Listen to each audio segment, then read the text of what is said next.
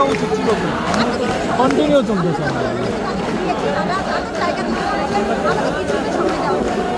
আপনি চিন্তা করেন, আমি তো ভয় থেকে বসে নেই, চলতেই আছে। আমরা যদি আরো সময় দিই, যারা 12 বছর ধরে আন্দোলন করছে তারা তো তাদের একটা জায়গা দেওয়া উচিত, তাদের একটা শেষ হওয়া উচিত। তারা কিন্তু তাদের পরিবার আছে, তাদের ফ্যামিলি আছে, তাদের সব কিছু সমস্যা কিন্তু বোঝা হয়ে গেছে। একটা মানুষ যখন চাকরির জায়গায় দাঁড়াতে না পারে, আমরা একটু চিন্তা করি ম্যাক্সিমাম মানুষ কেন হচ্ছে সুইসাইড করে, কারণ হচ্ছে সে অনেক কিছু ট্রাই করছে, অনেক কিছু করছে, তার জায়গাতে সফল হতে পারছে না। কারণ এখন যদি সে সফলই না হতে পারে তাহলে তার বেঁচে দিতে না পারে।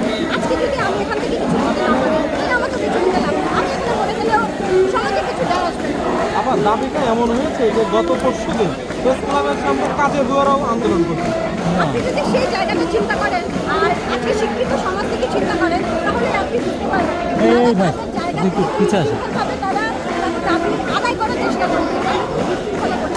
আমরা দুটি বিদ্রোহ হয়েও কিন্তু আমরা রাজপথে এখনও শান্তিপূর্ণভাবে আছি, আমরা কোনো বিশৃঙ্খলা করতে চাচ্ছি না এবং করবো। আমি জানি আমরা শান্তিপূর্ণভাবে এখনও অবস্থান করছি এবং আমরা এই জায়গা থেকে যদি না হয় তাহলে আমরা সবাই গুলি খাওয়ার জন্য বসে যাবো এবং এখান থেকে যদি আমার মৃতদেহ যায় তাহলে সে সত্যি আমি রাজপথ ছাড়বো। Thank you, thank you.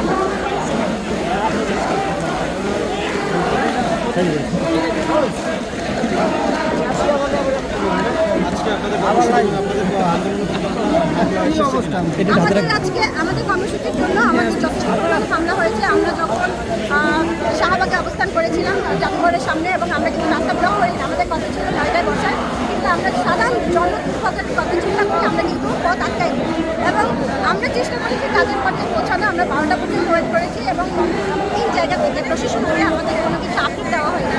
সুতরাং যেহেতু প্রশাসনের তরফ করেনি, আমরা মনে করি প্রত্যেকটা গাড়ে পৌঁছাতে আমরা কিন্তু আমাদের দুর্বলতা বা আমাদের সুষ্ঠু সমাধান পাইনি। সুতরাং সেই জায়গাটাই মনে করেছি আজকে আমরা আমাদের যিনি প্রধান উপদেষ্টা তার সাথে দেখা করাই হচ্ছে আমাদের মূলত প্রধান উদ্দেশ্য, কারণ তিনি আমাদের অভিভাবক।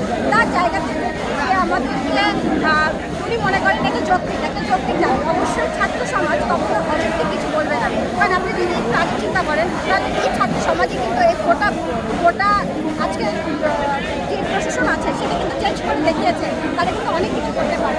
যারা উপদেষ্টা পদে আছে, যারা ওই পদে আছে, তারাও কিন্তু আমাদের এই জায়গা থেকেই গিয়েছে।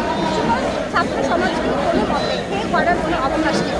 আর আজকে আমরা শান্তিপূর্ণভাবে অবস্থান কর্মসূচি পালিত করছি এবং আমরা অনেক বাধার সম্মুখীন হয়েছি। গুলি খেয়েছে, আমরা রাবার বুলেট চলেছে এবং আপনারা দেখে থাকবেন সেগুলো পুরোটাই হচ্ছে এক্সপেক্টেড, অর্থাৎ বিগত সরকারের আমলে যেই রাবার বুলেট চলেছে, যে টিয়ার গ্যাস চলেছে এবং সেই জায়গা থেকে কিন্তু যেই বাহিনী, যেই প্রশাসন ছিল আজকেও কিন্তু তারা সাক্ষী হয়ে রইল, তারা কিন্তু সেইভাবে আমাদের উপরে আবার রাবার বুলেট এবং টিয়ার গ্যাস চলেছে।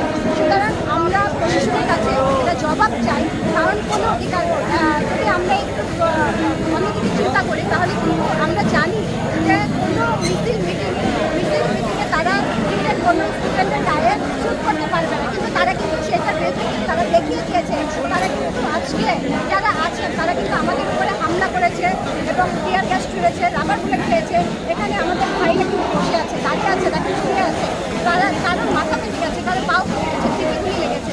সুতরাং সেই জায়গা থেকে আমরা এখনও অনর আছি এবং আমরা চাই প্রশাসন থেকে এবং আমাদের প্রধান উপদেষ্টার কাছ থেকে একটা কোনো আশার বাণী আমরা নিয়ে আমরা ওখানে ফিরতে চাই।